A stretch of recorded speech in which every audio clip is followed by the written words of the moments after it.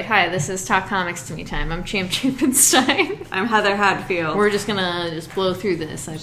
I mean, last time we spent like an hour doing stuff, so I was lonely though. I was in Chicago by myself. Yeah, it was a whole different experience. Today we are together. So we're gonna talk about these comics. Knock it on out. You start us off. Okay. I have Frank Frazetta's Death Dealer. I literally had to wash my hair before I came over. Washed my hair. Okay. My hair was so disgusting. Okay, this is Frank Frazetta's Death Dealer. This is issue number 5. This is technically a one-shot, so it's completely separate from the other story that I have been talking about. Death Dealer's not in this at all. This story is about a sea goddess. I forget what the name that she goes by in here. It's just like God of Sea or something like that. It's Sea Witch. It's just Sea Witch. So basically, this kid named Booberon? Orison. I was completely wrong here. There's a lot of names in here. So Orison is praying to the sea goddess because she is sea witch. She's a sea witch. She's a goddess. She's a witch. Whatever. He is praying to her because there are bad guys that are coming to his land to take over and kill, and he can't leave because his younger sister is sick, and so she's bedbound, and so he is praying to the sea witch to ask for her help. She hears him, and she's like, give me something that I would need rather than things that are given to me all the time, because he gives her like a locket, it's like gold, and she's like, the sea is filled with all this kind of stuff from shipwrecks and stuff. Give me something that, I would have never gotten otherwise. So throughout the story, while his home is being attacked, he's going around trying to find something that he could give to her. And she's waiting for him because she does want to help him, but of course everything comes with like a price. Yeah. So she's like waiting for him. I really liked this story. I thought it was sad and also very, I don't want to say cute because that seems like the wrong term to use. The kid was cute. I liked, he just was doing everything he could to like help his sister. So it was just a nice little one shot. The next one is a one shot as well, who's the one who does Barbaric. And then when issue 7 comes back, that's when Death Dealer story starts again. So okay. I thought it was kind of weird the way it was set up because I didn't realize number 5 and number 6 were one shots, and that's why when you had mentioned that, I was like, I can't find this anywhere. I can't find any like one shots, but it's because it's part of the series. Yeah. Okay. I guess side quests, if you will. Yeah, I will. That's good. I have Batman vs. Robin. This is issue number 1. This is a book by Mark Waid and goddamn, what's his name? Azrar. Yeah. Mahmoud Azrar? Yeah. I could not remember his first name. And this is a story about Damian after the events of City of Bane and Alfred dying and being outcast. So this is just Damian and Batman duking it out, but there's more to it. Yeah, I was gonna say there's magic involved, right? Yes, there is lots of magic involved, and I really like this. I did end up adding it to my full file because I think it's only 3 issues. 5. Okay. 5, yes. I only know that because I had to look it up today. I was like, I knew it was a very small amount of issues, but yeah, I'm willing to go in for 5 issues. I mean, with that team. Yeah, it was intriguing enough, and I'm interested, and it has that, the demon... Nazara?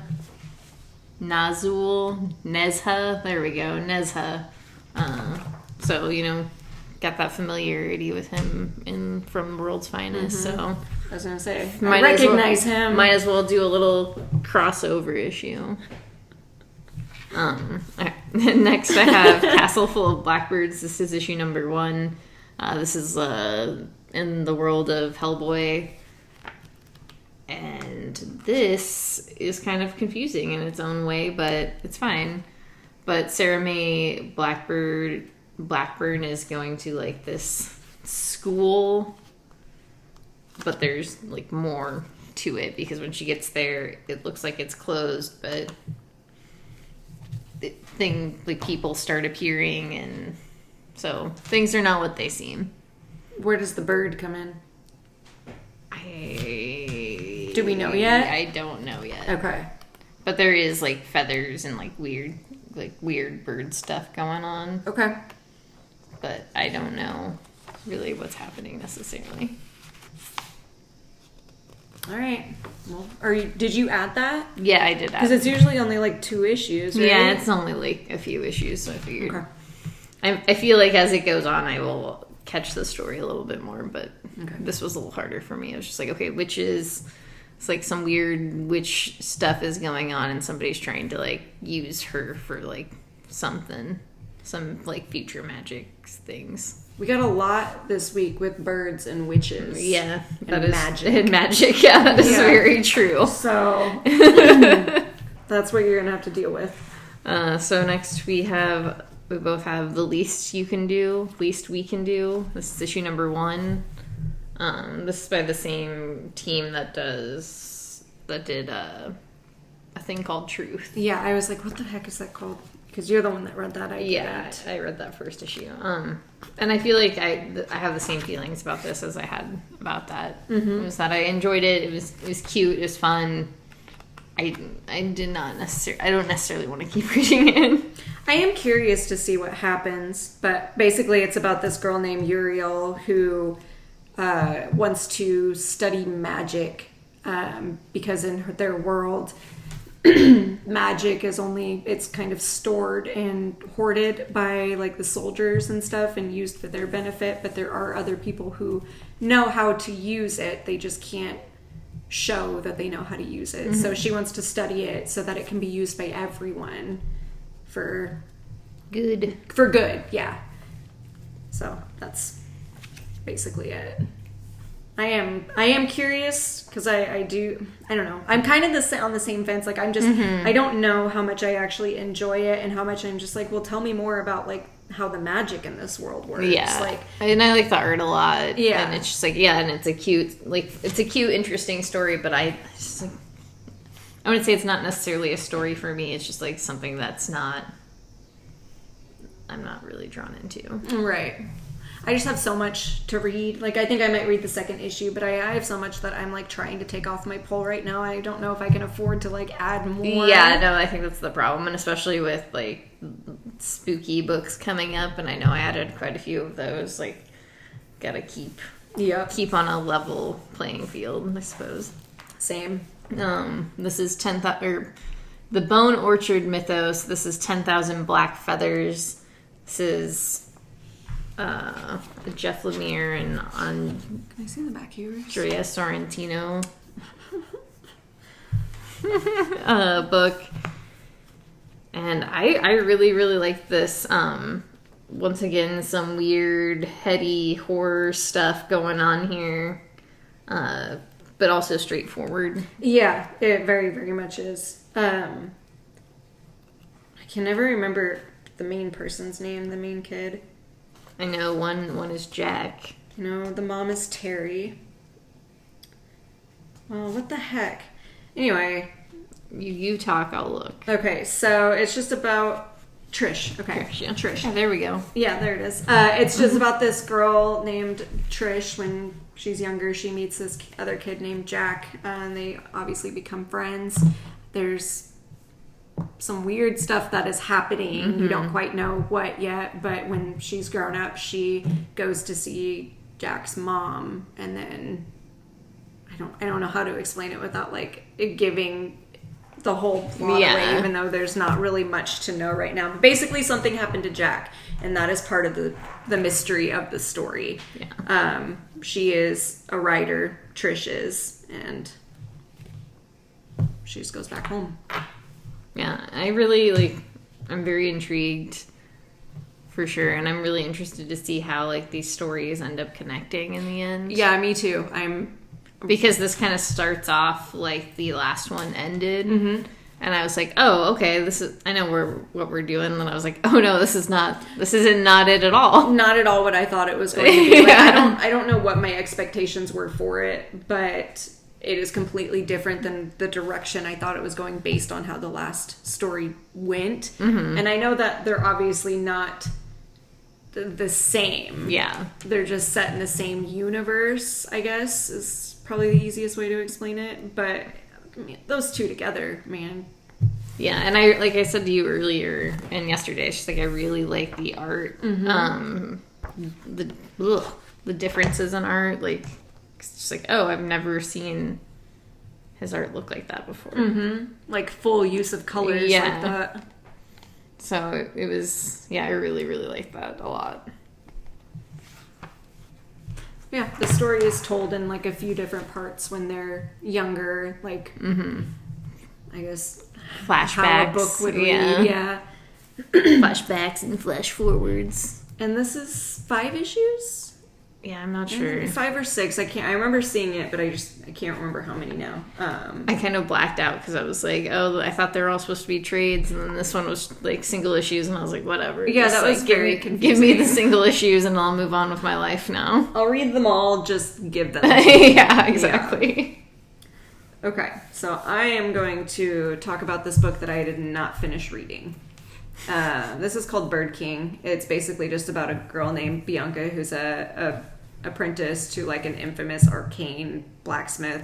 She flees her homeland and kind of teams up with this mythical creature called the Bird King. And it says together they will have to overcome dozens of enemies to reach Atlas, and along the way unravel the mystery of the Bird King and their ancestral connection. So Atlas is the fabled land in the story. I again started reading this and didn't finish it. I love the art for it. I say the art is really good. It's the so, colors so are good, cool yeah. too. Those pinks. Oh yeah, it looks cool as hell. Yeah, looks great. But yeah, when I am obviously planning to finish reading this, I was actually gonna read it before I came over here, but I ended up eating way too much. I made myself some peanut butter and jelly sandwiches and then got distracted. So I will finish reading this and then I will let you borrow it and we can discuss it. All right. All right, so then I have Dark Beach. This is issue number 6. This is the last issue. The mystery is all wrapped up. Oh, shit. The mystery of the fake sun. The mystery of the fake sun and how the Earth got set off its orbit. In the end, I enjoyed it. I had a fun little ride. Not much to say. Was there a black hole? No. Oh, wow. I don't want to say anything, but there were other parts of it where I was like, okay, I was not expecting that. Okay. Little curveballs thrown. All right, okay. And then I have Jana and the Impossible Monsters. This is issue number 11. There's only one more issue of this left, actually. Oh. But it's fine. I continue to really like this book. The art is incredible. The story is really heartfelt and fun.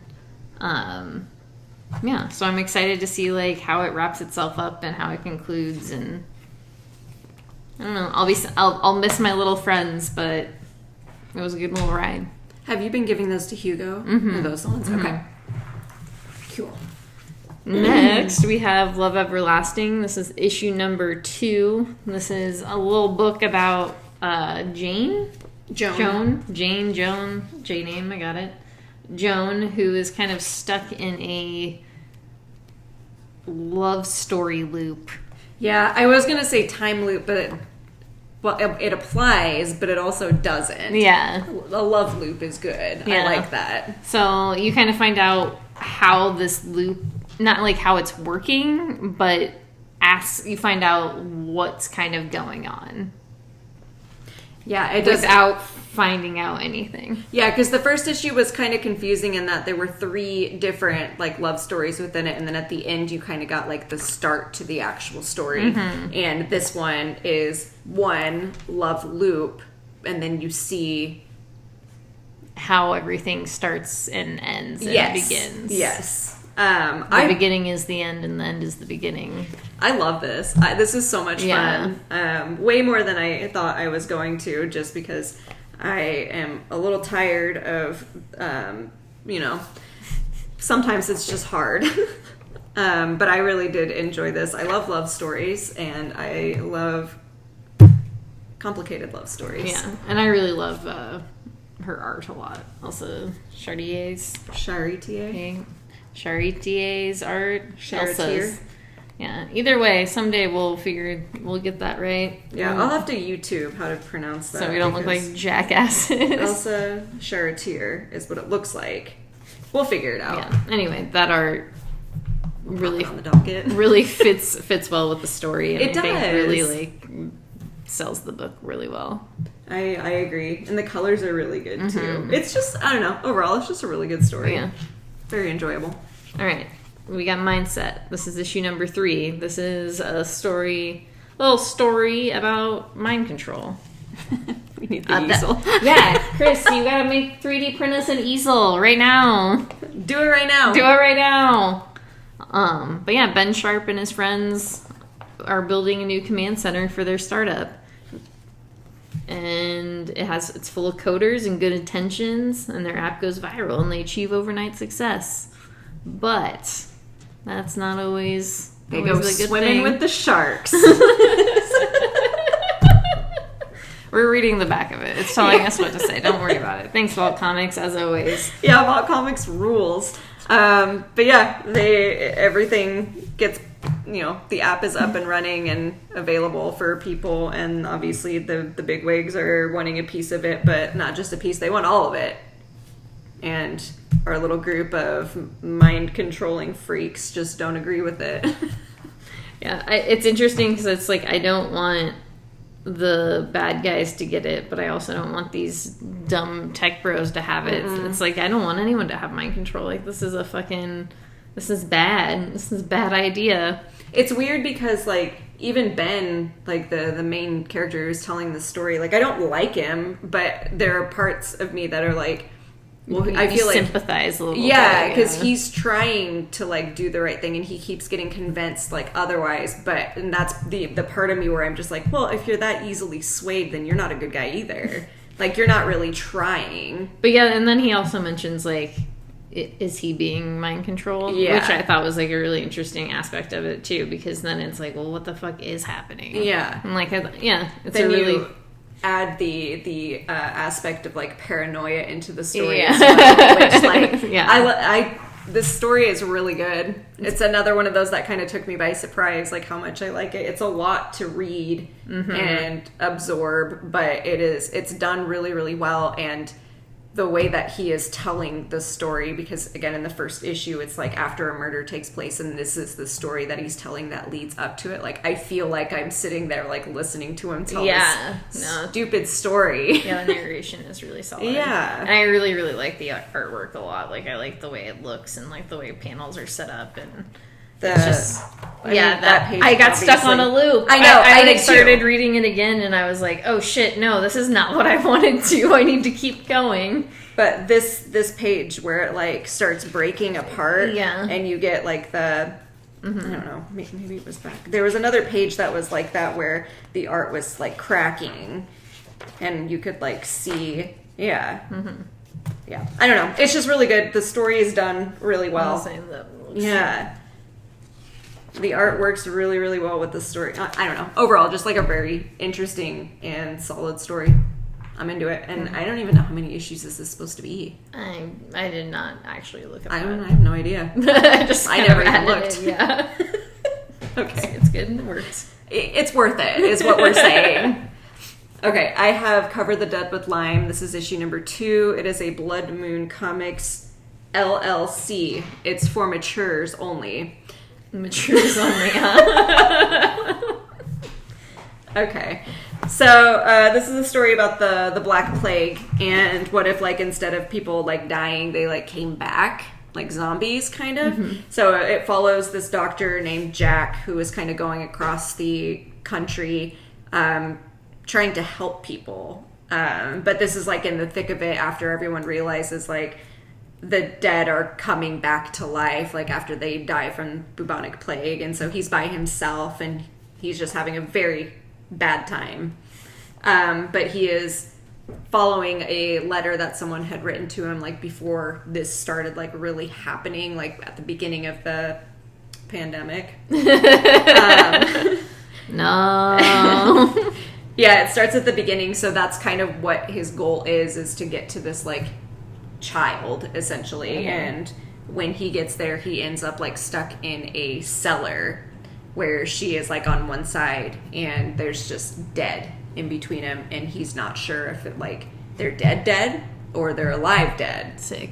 Yeah. So it's, like...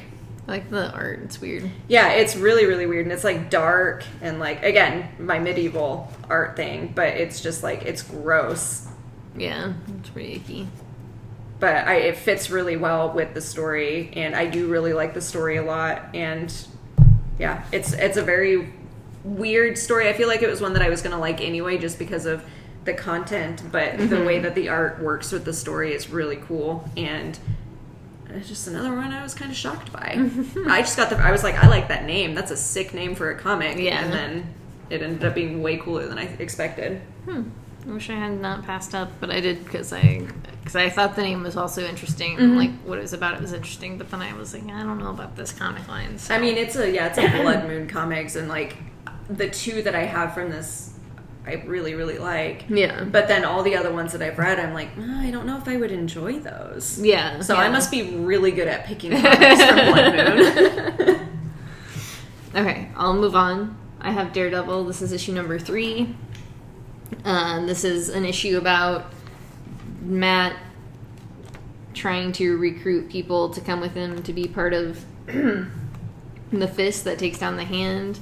And within this issue, he learns that Frank is the one who has taken over the hand. Okay, so yeah, bridges are gapped here. And yeah, we'll see what happens. I still really enjoy the story, and I like how it's kind of tying into Punisher, and I don't know what's gonna happen, so... I remember you saying that it was last week. Yeah. When you were talking about Punisher and how you were excited for Daredevil to come in. So yeah. Here it's the start. Yeah, and you're kind of figuring, I don't know, maybe I was not reading well enough or just kind of been reading too much, but this also kind of talks about more like why Matt wants to do this whole fist thing, because he thinks it's for like the greater good. Like just fighting crime on the lower level in Hell's Kitchen isn't like, really making the difference that it could make. Okay. And then, taking down the hand would create a utopia, so. Okay. We'll see. I sometimes forget that Hell's Kitchen is like an actual place and it's not just a Gordon Ramsay show. So that's always weird for me. But anyway. And on that note, I'm going to move on. This is Above Snakes. This is issue number 3. This is about a man named Dirt who is out for revenge. And this is him and his bird kind of, I guess, bonding. His bird is looking for a mate. I love that art. Yeah, the art is so good. Is that Sherman? Yeah. I can never remember. Okay. Yeah. But yeah, their art is great.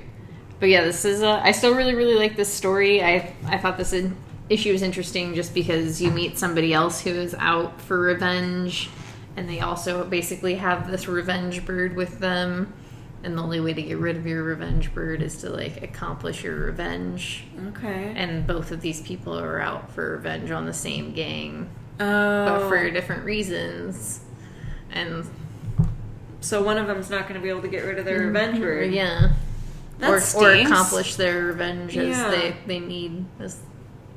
So, yeah. I thought that was like a really interesting twist to the story that I was not expecting. But, it's also like about a cowboy gang that rapes and murders people. So I feel like more than one person's probably gonna, get caught up in that. Right. So here's a question. Maybe you can answer it. Probably So not. if only one of them gets revenge on the gang, and there are 2 people with the revenge birds, so one of them does it, right? Gang is gone. Mm-hmm. Can the person who didn't get revenge on the gang get revenge by killing this other person to get rid of their revenge bird? Can the revenge be transferred? I feel like that'd be a stupid way to make that work. Because then, like, you don't want to... Why would you revenge against the person who is also, like... Because they took away your chance Yeah, at revenge. I get it, but I don't know. I don't know. We'll see, but I was we'll just see trying as to... the story goes. Yeah, I was just trying to think of another way to get rid of your revenge bird. Dude's going to be stuck with it for life. You know how annoying birds are? Yeah, I do. I hate birds. Yeah. I really hate birds. I really hate birds. I don't know, like, do you understand how much I don't like birds? No, I have no idea. Yeah, I hate birds. I got attacked by a geese when I was younger, like 5. Oh my god. And one of the first times I went to the zoo and saw a peacock, I guess I screamed on the top of my lungs because I'm terrified of birds. And I really don't like birds. They make me nervous. I get it. They're like, they're really sketchy. Like, I like birds from a distance. Like, I like seeing birds. But don't come near me. I like the idea of birds. Yeah. But birds overall, like, fuck them. I get stressed out by how long they live. Also, they're dinosaurs. Yeah. Which is immediately untrustworthy. Just no. Yeah. Yeah, so that's above snakes. All right, cool. I just really thought you knew how much I didn't No, like I birds. didn't. Yeah. We've never talked about birds before. Yeah, no, I don't like birds. The whole time we've been friends, like, not once have we talked. I love birds. Especially, like, medium, the bigger birds. Mm-hmm. Like, no. I get scared by, like, geese. Like, I feel like that's one thing. Turkeys can fuck right off. I don't want anything to do with them. No. Big birds. Not into it. I do like the little gray birds that sing. That do little whistles. I think that's cute. Are you making up birds right now? No, parakeets. Whatever they're called. Parakeets. Home birds. Home. I don't think anyone should keep a bird in their home. No, I think I don't think so either. But that is just... I'm sorry if this is ableist, but that's psychotic behavior. They clip their wings. That's like mean. That is mean, it's and mean. Also, yeah, nobody. Okay, this is devolved. We there. gotta go. I will never own a parrot though, because they live for like 80 years, and I can't live with the fact that my parrot will be alive after I die. That would make me so sad. It's just like, hello. Yeah, like my god. Who's gonna take care of it? Not you. I don't know if that's what parrots sound like. I think that's a pigeon. Oh wait, that's pigeon. We don't know birds, clearly. Yeah. Okay, we're just gonna go. This is Do a Powerbomb. This is issue number 4. Yeah, boy.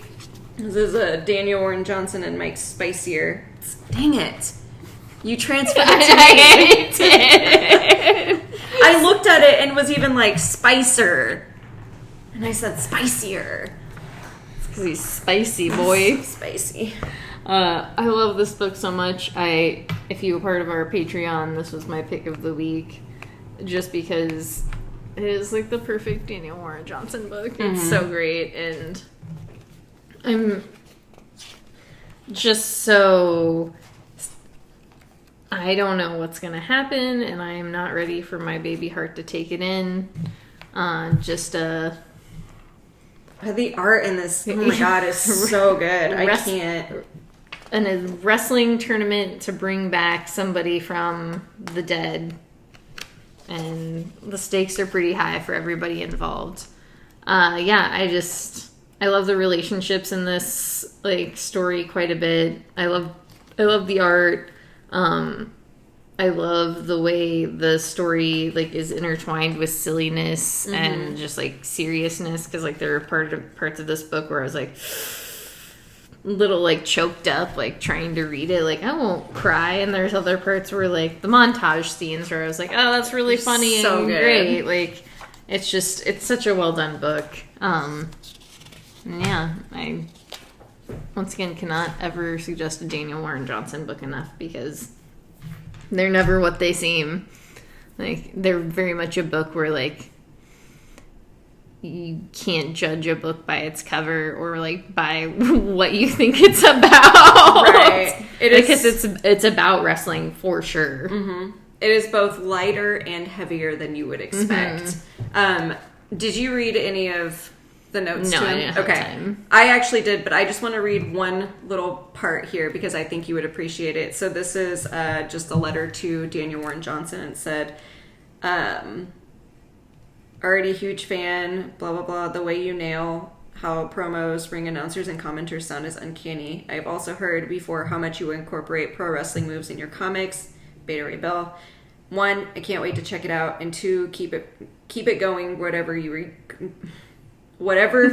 create. You nail how beautiful moonsaults are and how devastating chops can be. Now I trust you to draw Batman driving Bane to the floor with a one-winged angel as a receipt for that stiff backbreaker way back. That'd be so sick. Yeah. Cheers.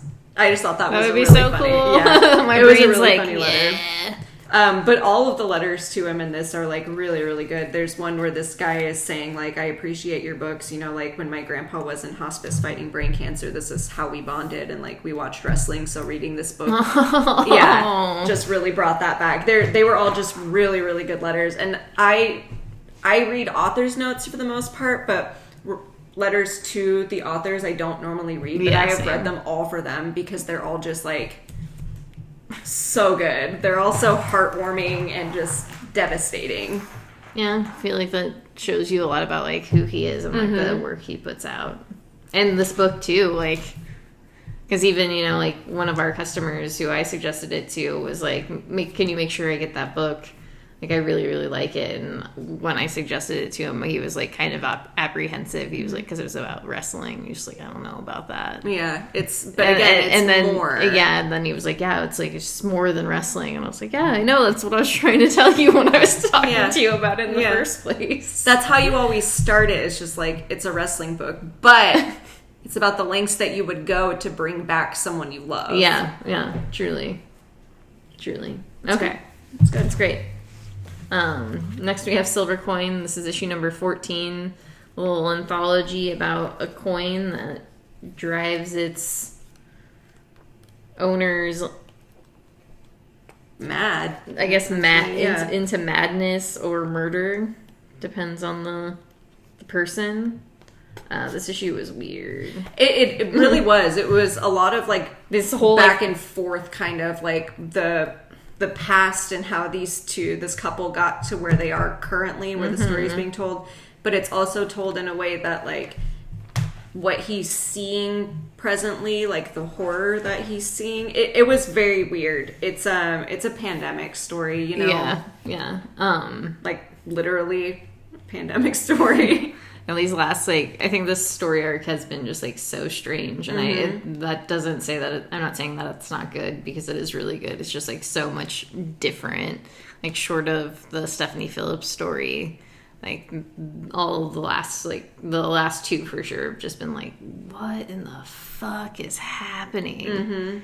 So, yeah, I'm excited to see how this next story arc wraps up. Yeah, the part was so wild. That always reminds me of like there's a panel like that in The Walking Dead, and that's exactly what it reminded me of. But yeah, great anthology. Yeah, it's just a lot of fun. It's real goofy sometimes. Yeah, but yeah, and I know the next issue connects a lot of the stuff together, so I'm really excited to see how that happens. Is there going to be another, like... I would make that assumption, but I don't know. I didn't know if you had heard anything. I didn't read any of the letters or any... Oh, there are none. I was saying, there's no letters. It's just a backstory. Okay. Well, I guess we'll see. There's some merch that I'm buying. I was mostly looking at Do a Powerbomb, and I was like, I need to buy some stuff from there. Anyway. Okay. We got X-Men Red. This is issue number 6. Six. We get the pickup from Magneto getting his chest burst out by Uranus. And Mars just kind of coming together to figure out how to defeat all of the like big bad kaiju weirdos that have ended up there. The intimacy of this issue. Yeah. It was a really great issue. I like continue to really love this book, and I did like the like relationship between Storm and Magnetia. I don't know what just happened. Love that for him. I don't know. Magnetio. What just happened to me? I don't know. There's ghosts in my house. The ghost just tried to speak through me.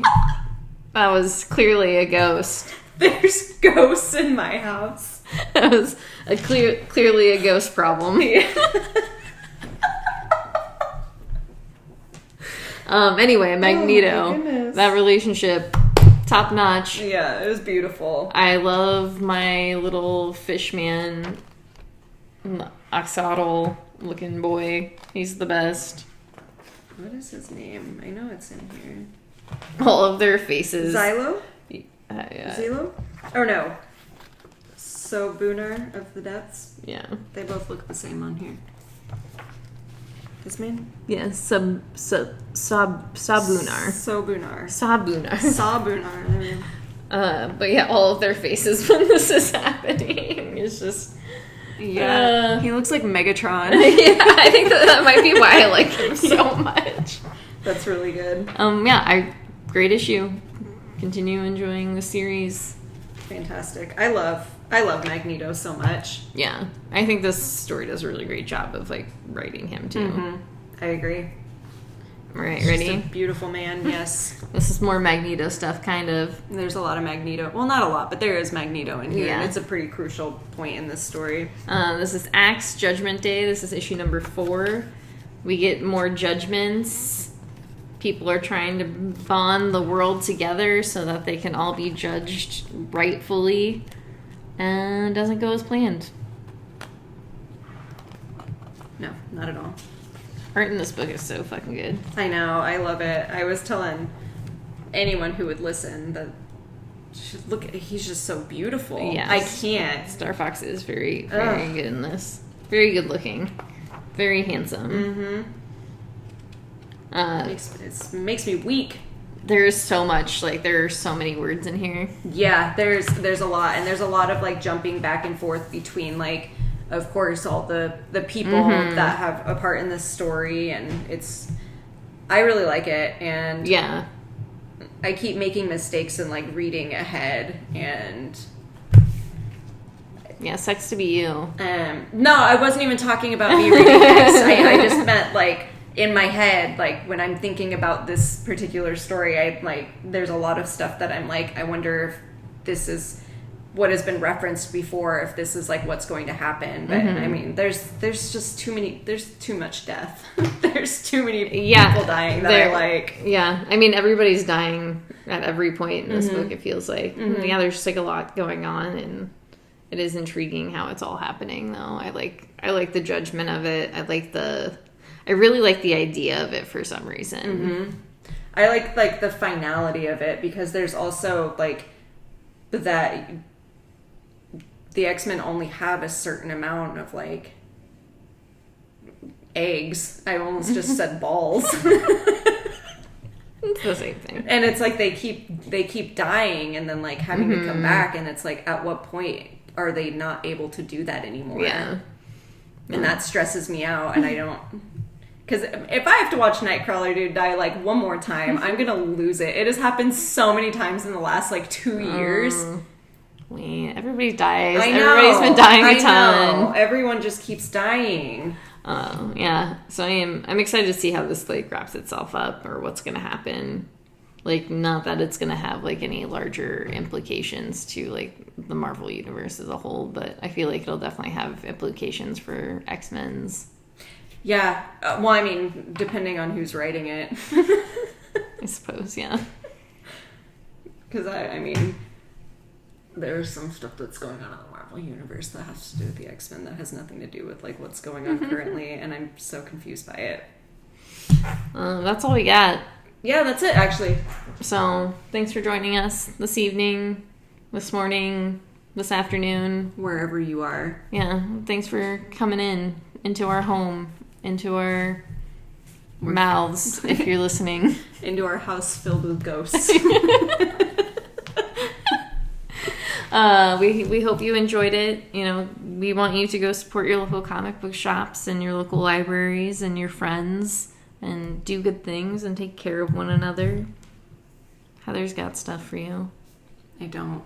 Okay. Actually, we have mentioned this before. We do have a Patreon. We are beginning to do our weekly stuff on there. If you are interested, check it out. The link is in our bio. I can put it in the comment. Have it set up? We can put it in the comment threads. I'm sure it's in some bio. If you look up Talk Comics to me on Patreon, it should just pop on up, honestly. We'll link you. How about that? Yeah, I'll put it in the, down there. Mm-hmm. That's right. That's down there. We'll make it available for you to click. Yeah. $5 to see Pick of the Weeks. We did a little previews review. I was gonna go over. Yeah, a little brief examination of our preview picks. And that was a lot of fun. We hope to do that monthly. Mm-hmm. And so just hang out with us there.